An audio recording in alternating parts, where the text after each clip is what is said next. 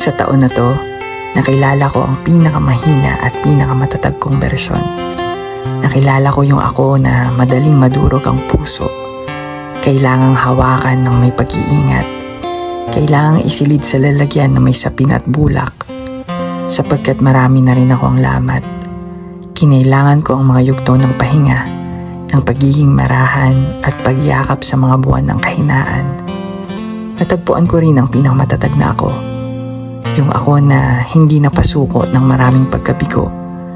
Pinakamatatag dahil nandito pa rin ako. Hindi man buo pero may tapang na pulutin ang mga nahulog kong piraso. Hawak ko pa rin ang naipon kong pag-asa para magpatuloy.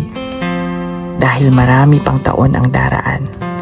At malay natin, sa susunod na taon, baka ang makilala natin ay ang bersyon natin pinakamasaya.